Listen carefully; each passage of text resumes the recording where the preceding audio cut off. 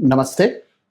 आज हम लोग बात करेंगे जो 3 मार्च 2026 को चंद्र ग्रहण होने वाला है उसके बारे में और उसके अगर हम मेदिनी ज्योतिष के अनुसार देखें तो वर्ल्ड इवेंट्स के ऊपर क्या प्रभाव जो है वो पड़ने वाले हैं। देखिए, इससे पहले कि हम लोग ग्रहण की बात करें, मैं ये बात बताना चाहूँगा कि हम लोग जो पक्ष की कुंडली बनाते हैं हर 15 दिन में, तो इस बार जो पूर्णिमा की कुंडली बन रही है वो ग्रहण के समय पर आ रही है और इसके भी जो प्रभाव हैं वो इतने अच्छे जो हैं वो नहीं माने जाते हैं। तो अगर मैं ग्रहण की बात करूँ तो देखिए, ये जो ग्रहण है, ये अगर मैं भारत की बात करूँ तो भारत में ये ग्रहण जो है ये पूरी तरह से विज़िबल नहीं है, आंशिक है, जिसको हम खग्रास ग्रहण बोलते हैं वो है। और भारत के अंदर ये सिर्फ़ हमारे जो नॉर्थ ईस्टर्न स्टेट्स हैं, वहीं पर विज़िबल होगा। बाकी जगह पे ये विज़िबल नहीं होगा बिकॉज़ अगर हम बाकी जगहें देखें तो जो मून राइज़ है, वो 6 बजे के बाद होगा। अगर मैं दिल्ली का समय देखता हूँ, आप पीछे स्क्रीन के ऊपर भी देख सकते हो, तो जो मून राइज़ का समय है दिल्ली के लिए वो 6 बज के 26 मिनट पर है नई दिल्ली पे। और जो ये ग्रहण है ये 6 बज के 46 मिनट पे समाप्त हो रहा है आईएसटी पे। तो इसलिए ये जो ग्रहण है ये पूरी तरह से विज़िबल आपको नहीं मिलेगा, सिर्फ़ नॉर्थ ईस्ट में खगास करके दिखेगा ये। अगर हम समय की बात करें तो देखिए, समय मैंने स्क्रीन के ऊपर लिखे हुए हैं। जो मैक्सिमम लूनर एक्लिप्स का पॉइंट है वो 5 बज के 4 मिनट का है। तो अब जो भी आप स्तोत्र, जाप, पाठ वगैरह करना है तो अराउंड 5 बजे के आस-पास आप कर सकते हैं। ग्रहण का सूतक जो है वो सुबह ही लग जाएगा 9 बज के 39 मिनट्स पे। बहुत पंचांग अर्ली मॉर्निंग का समय भी दे रहे हैं 6 बजे का भी, क्योंकि वो लोग 12 बजे का टाइम लेते हैं ग्रहण के एंड से। लेकिन मैं 9 घंटे का समय लेता हूँ तो इसलिए 9:39 एएम दे रहा हूँ, जो दृक पंचांग के अनुसार भी है। जो आपका वेबसाइट है दृक पंचांग का, वो भी सेम टाइम दे रहा है और इनफैक्ट ये जो डेटा है ये वहीं से उठाया हुआ है। तो सूतक जो है 9:39 एएम का आप देख सकते हो दिखा रहा है और सूतक जो है वो ग्रहण के साथ ही खत्म हो जाएगा। उसके बाद आप स्नान, दान और अन्न वगैरह का ग्रहण जो है वो कर सकते हैं। तो ये तो हो गई बेसिक बातें। बाकी जैसे मैंने बताया कि ग्रहण के समय जाप, पाठ वगैरह करने का बहुत महत्व है और ऐसा कहा जाता है कि अगर आप कोई भी जाप या कोई भी मंत्र करते हैं इस टाइम, तो उसका जो प्रभाव है वो 1000 गुना बढ़ जाता है। जैसे अगर आप 1 माला अपने किसी मंत्र की करेंगे तो 1000 मालाओं का वो प्रभाव देगा। तो इसलिए ग्रहण के समय पूजा का, जाप का महत्व काफ़ी है। उसके बाद आप न स्नान करके दान जो है वो आप दे सकते हैं। तो ये तो हो गई ग्रहण के बारे में बात। अब इसका प्रभाव हम समझने की कोशिश करते हैं। तो देखिए, अगर आप देखेंगे, अगर उस समय की हम कुंडली बनाते हैं, वो आपके सामने स्क्रीन के ऊपर भी है, तो ये सिंह राशि में पड़ रहा है। चंद्रमा जो है पूर्व फाल्गुनी नक्षत्र में है और कुंभ राशि में आप 4 ग्रह देख सकते हैं, जिसमें मंगल, राहु, सूर्य और वक्री बुध है। इसके ऊपर जो कुंभ राशि है, इसके ऊपर वक्री गुरु की दृष्टि भी आपको यहाँ पर मिलती है। तो जो कुंभ राशि है उसके ऊपर अगर आप देखेंगे तो 7 ग्रहों का आपको प्रभाव यहाँ पर दिख रहा है। ये जो है ये पूर्व फाल्गुनी यानी शुक्र के नक्षत्र में हो रहा है, क्योंकि चंद्र जो है वो पूर्व फाल्गुनी नक्षत्र में है और अग्नि राशि में है। तो बेसिकली आप ये समझिए कि जो तीनों अग्नि राशियां हैं, यानी मेष, सिंह और धनु, ये तीनों यहाँ पे इफेक्ट हो रही हैं। एक और चीज़ है, ये मंगलवार के दिन पड़ रहा है। अगेन मंगल जो है वो अग्नि को रिप्रेजेंट करता है, तो यहाँ से भी फायर जो है वो इफेक्ट हो रही है। तो इस वजह से इस ग्रहण का जो प्रभाव है उसमें आपको अग्नि जो है यानी फायर एलिमेंट है वो काफ़ी ज़्यादा नज़र आएगा। और जो लोग भी जीविका अपनी अग्नि से चलाते हैं, जैसे मार्शल फोर्सेस हो गई, जितनी भी आर्म्ड फोर्सेस हो गई और मैन्युफैक्चरिंग इंडस्ट्री हो गई, उन लोगों के ऊपर इसका जो प्रभाव है वो आपको ज़्यादा देखने को मिलेगा। तो ये चीज़ तो बड़ी यहाँ पे क्लियर नज़र आती है। पूर्व फाल्गुनी नक्षत्र शुक्र का है, जैसे मैंने बोला भी है, तो इस वजह से जो लोग भी एंटरटेनमेंट इंडस्ट्री में हैं, मीडिया में हैं, या जो लोग भी शुक्र से जुड़े हुए हैं जिनका प्रोफ़ेशन, उनके लिए भी ये ग्रहण जो है वो इतना अच्छा नहीं है।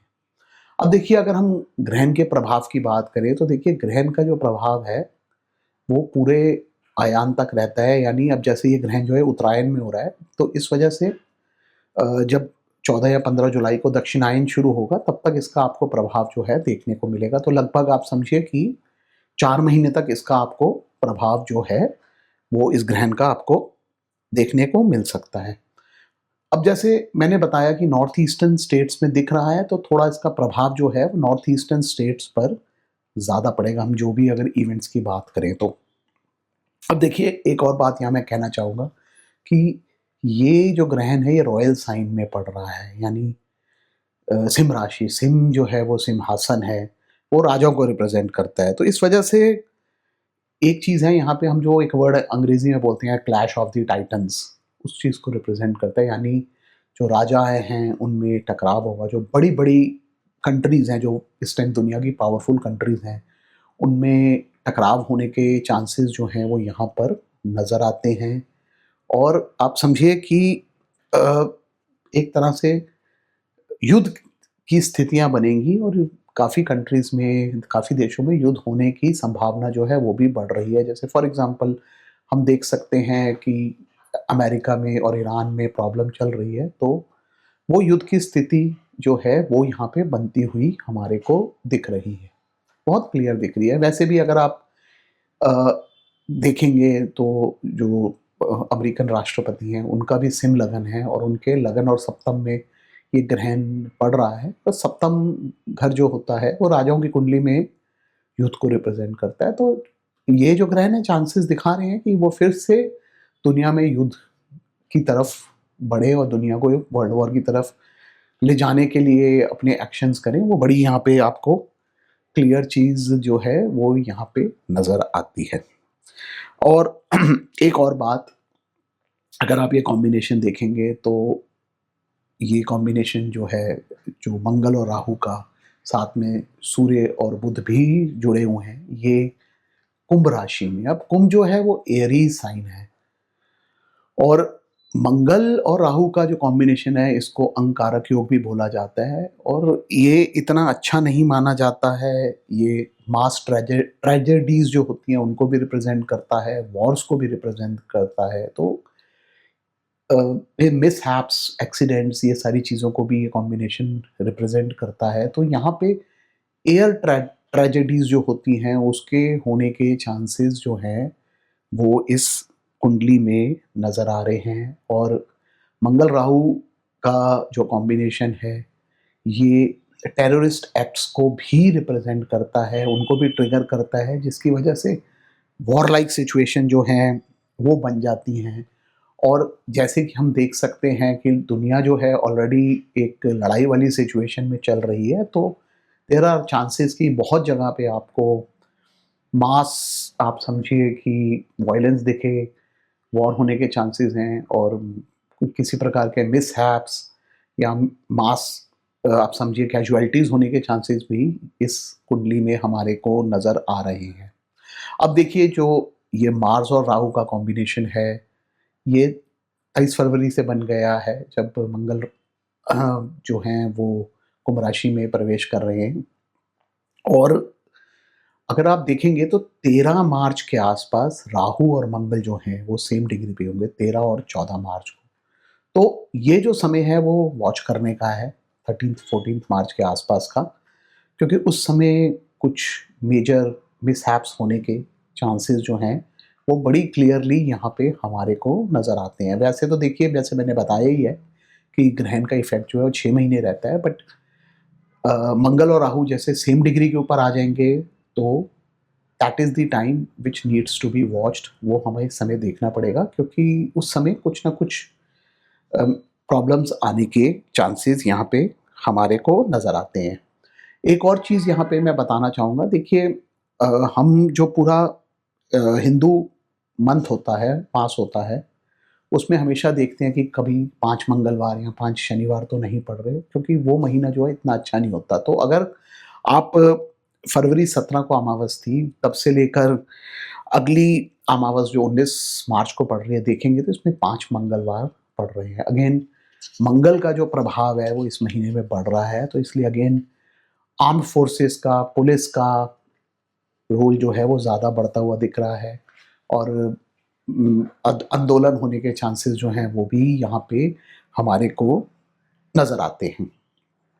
अगर हम भारत की बात करें तो देखिए, इंडिपेंडेंस की जो कुंडली है वो वृषभ लगन की कुंडली है, और उसके अंदर अगर हम देखते हैं तो ये ग्रहण जो है चौथे और 10वें भाव पर पड़ रहा है, 4-10 एक्सिस पे। कुंभ राशि जो है वो हमारे 10th हाउस को रिप्रेजेंट करती है, और 10वां स्थान जो होता है वो किसी भी देश की कुंडली में गवर्नमेंट को रिप्रेजेंट करता है, रूलर जो है उसको रिप्रेजेंट करता है, कंट्री की रेप्यूटेशन को रिप्रेजेंट करता है। यहाँ पे राहु और मंगल का जो कॉम्बिनेशन बन रहा है वो इतना अच्छा नहीं है, वो हमारे देश की रेप्यूटेशन के लिए इतना अच्छा नहीं हो सकता है राहु जो है पहले रेप्यूटेशन को बूस्ट करे, जैसे आप देख सकते हो इस टाइम भी एआई समिट हो रहा है जिसका दुनिया में बहुत नाम हो रहा है, और भारत का उसकी वजह से नाम अच्छा हो रहा है। राहु अगेन आर्टिफिशियल इंटेलिजेंस को रिप्रेजेंट करता है।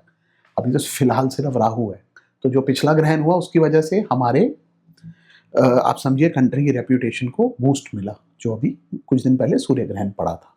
लेकिन अब क्या हो रहा है कि उसके साथ मंगल को भी ज्वाइन कर लिया है, और ये ग्रहण 3 मार्च को पड़ेगा। तो अगेन हो सकता है कि कुछ ना कुछ ऐसा हो जिसकी वजह से अ, हमारे को आप समझिए कि हमारी रेप्यूटेशन के ऊपर फ़र्क पड़े। 10th हाउस यहाँ पे आप देख सकते हो बहुत स्ट्रॉन्ग हो रहा है, तो हो सकता है गवर्नमेंट को कुछ सडन अपनी पॉलिसीज़ में शिफ्ट करना पड़े, जिसकी वजह से अचानक कुछ परिवर्तन आए, अ, जो किसी प्रकार की प्रॉब्लम्स या इश्यूज़ को दर्शाता है। कुछ ऐसे परिवर्तन लाए गवर्नमेंट अपनी पॉलिसीज़ में जिसकी वजह से प्रॉब्लम जो है वो क्रिएट हो। लीडरशिप के लिए भी ये समय अच्छा नहीं है, अगले 6 महीने, 5 महीने जब तक हमारा दक्षिणायन शुरू नहीं होता है तब तक। तो ये ग्रहण जो है ओवरऑल कंट्री की लीडरशिप के लिए भी इतना अच्छा नहीं है। हो सकता है लीडरशिप जो है उसको कुछ ठोस कदम उठाने पड़े, उनको अपना पुरुषार्थ जो है उसको बहुत स्ट्रॉन्ग करना पड़ेगा, और उसको यूज़ करके हो सकता है कुछ कुछ देश की अच्छाई के लिए आप समझिए ठोस कदम उठाने की ज़रूरत जो है वो यहाँ पे हमारे को दिखती है। तो ओवरऑल जैसे मैंने बोला कि this is a watchful time, और अगर हम भारत की कुंडली देखें तो उसमें भी मंगल और राहु की दशा चल रही है, और यहाँ पर मंगल और राहु जो है वो ही बलवान होके आ रहे हैं, जिनका आपको जो इफ़ेक्ट है वो अगले 5 महीने दिखेगा। So it is a very you can say cautious time की सब चीज़ देखनी है हम लोगों को।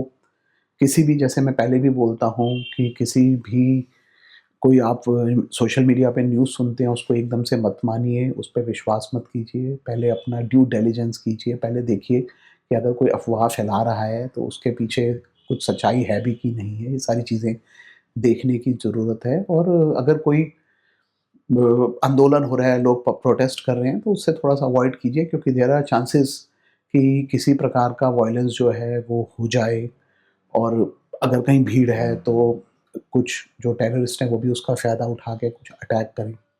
तो ये जो ग्रहण की कुंडली है इस प्रकार के हमारे को रिज़ल्ट्स जो हैं वो ओवरऑल दिखाती है। हाँ, एक बात अच्छी ज़रूर है यहाँ पे कि जो कुंभ राशि है उस पे गुरु की दृष्टि है, तो हो सकता है कुछ ऐसे इवेंट्स हों जिनमें हमारे को बचाव मिल जाए, या जो नुकसान है वो बहुत ज़्यादा ना हो, क्योंकि गुरु की जो कृपा है वो यहाँ पर हमारे को बनी हुई दिखती है। बाकी देखिए, चैत्र शुक्ल प्रतिपद की कुंडली जो है वो भारत के ऊपर 19 मार्च से लागू होगी, और मैं अपने अगले वीडियो में उसके बारे में भी डिस्कशन करूँगा, क्योंकि वो 1 साल तक मान्य होती है, और हम उसमें भी देखेंगे कि 2026 का जो साल है वो देश के लिए किस प्रकार से जाने वाला है। धन्यवाद।